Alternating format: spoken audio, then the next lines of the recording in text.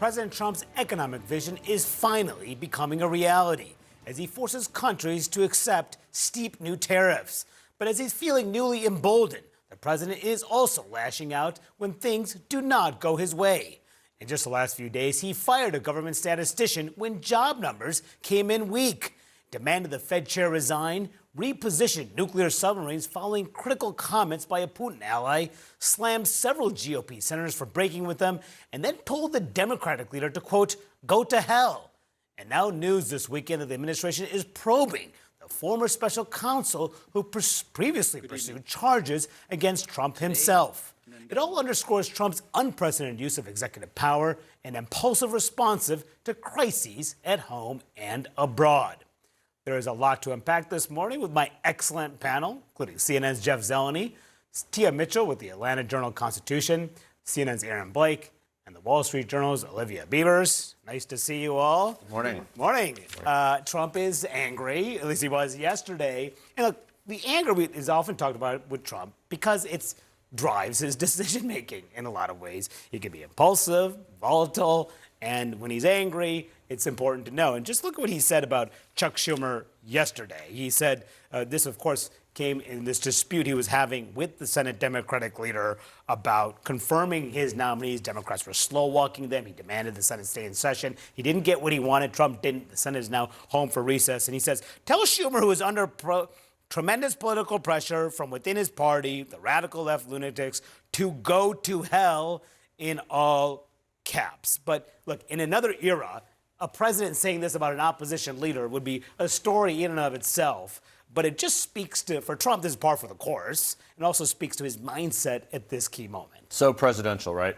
But look, it's sort of striking the week that the president had, because he started out the week in a pretty strong posture, having a fairly successful foreign trip, a mix of business and pleasure, signing a trade deal with the EU. But clearly the jobs numbers and the economy, the weakening and slowing in the economy has really gotten to him. And I think what we saw on Friday, firing the head of the BLS, really underscores something that we have seen in some respects, but not to this degree, the authoritarian streak and other things, but it doesn't change the economic numbers. Mm-hmm. So that is what really worries the White House, potentially worries the president. Are his tariff policies finally sort of coming home to roost, if you will? So the economic numbers, the May and June revisions, really infuriated him. He said, who puts these numbers together? They told him, obviously, she was a Biden appointee, but confirmed by the U.S. Senate 86-8, which is, you know, almost never happens. Yeah, and J.D. Vance voted for her. Marco Rubio did, but firing her does nothing to change the underlying issues with the economy. Where are those manufacturing jobs? Virtually no manufacturing jobs added in the month of July. All of them were from the health and social services sector. So that's a worrisome sign. But the firing of this official sends a message to the rest of the government. I mean, these are statistics that are generated. It's not, he says it's rigged. There's no evidence that it's rigged. But it sends a message that even if the statistics or data is out of line with his message, you could be on the chopping block. Yeah, and I mean, I think it's not just troubling for the employees who now kind of live in fear, operate in fear that you've got to stick to what Trump wants you to do, or it could be your job. But now we, the American public, don't know if we can trust future labor reports.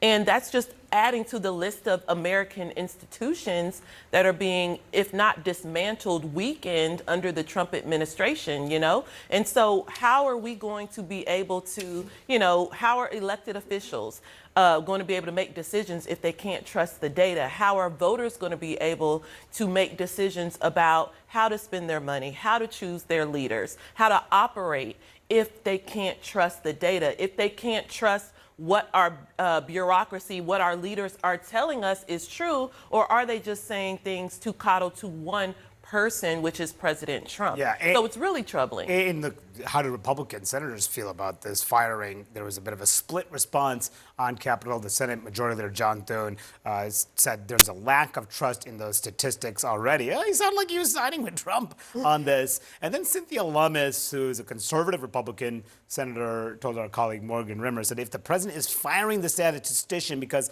the numbers are unreliable, now that would be good to know. But if the president is firing the statistician because he doesn't like the numbers, but they are accurate, then that's a problem. Aaron, you wrote about this Orwellian turn of sorts by this administration. Yeah, and I thought it was pretty remarkable. You know, certain people, after Trump does something like this, we always see a number of people kind of putting forward justifications that don't happen to be the ones that Trump is actually offering. When Trump is interviewed about this, after he did it, he basically said, no, it's because I don't like the numbers. The justification that he gave, and our colleague Daniel Dale has been doing fact-checking on this, was that there was a big revision downward that happened after the 2024 election. No, that actually came 2 months before the election. So the justifications he's putting forward here are not the same ones as the kind of more high-minded ones that his allies are putting forward, and that just reinforces that this is a very punitive thing that he's done here.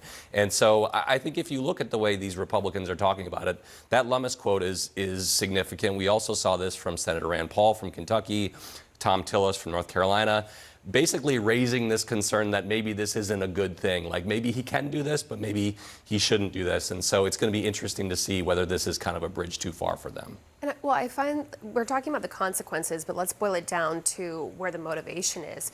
Trump ran on the economy. If he is coming and he is not able to turn it around, if the numbers start looking bad, he was able to pull different swing voters because he said, Biden's economy is hurting you. I'm going to turn this around. And if he is then not be able to make it greater with tariffs, with other aspects of the economy, that's why you see him going after Powell, the Fed chair.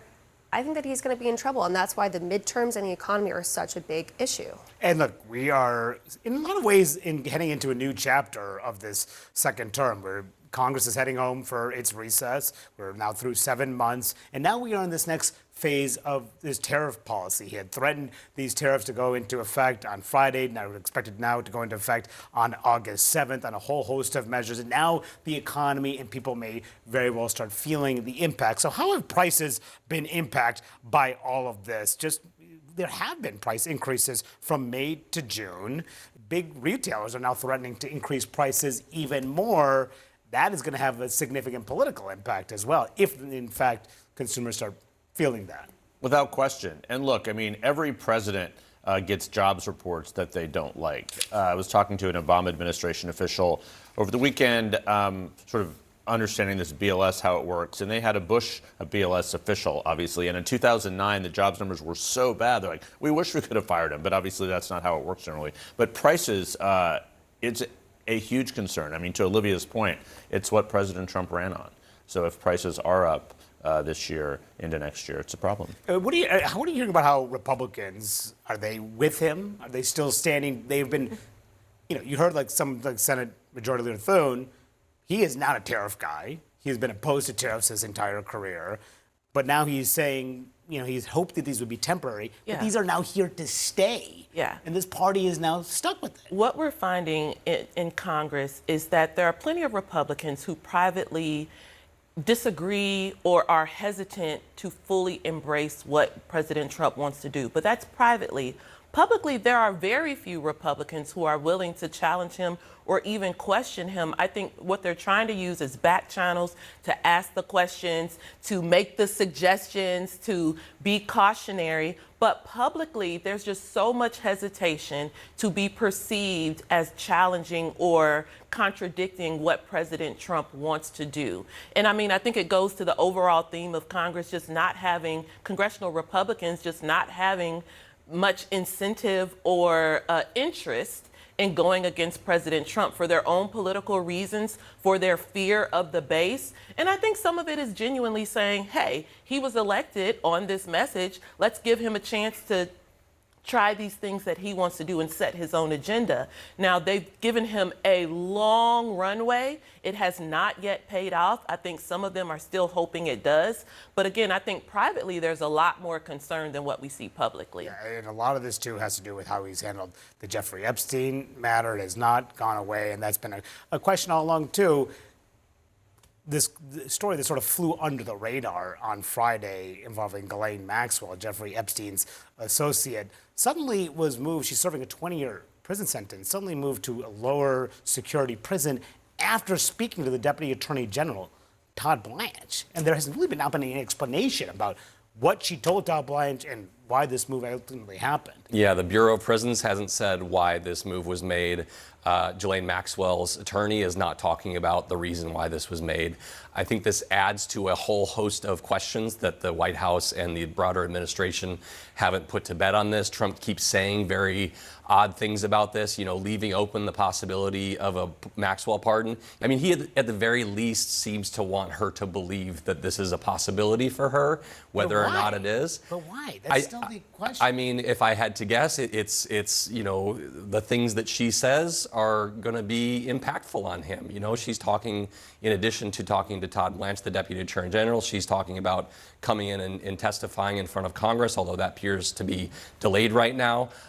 There's just a whole lot of weird stuff going on right now, and they haven't really addressed it all, including about his own relationship with her and the timeline of the employee being stolen from Mar-a-Lago. There's so many questions here, and they just seem to be snowballing at this point. Yeah, that's been Trump wanted the focus to move on to that, but still questions continue to linger.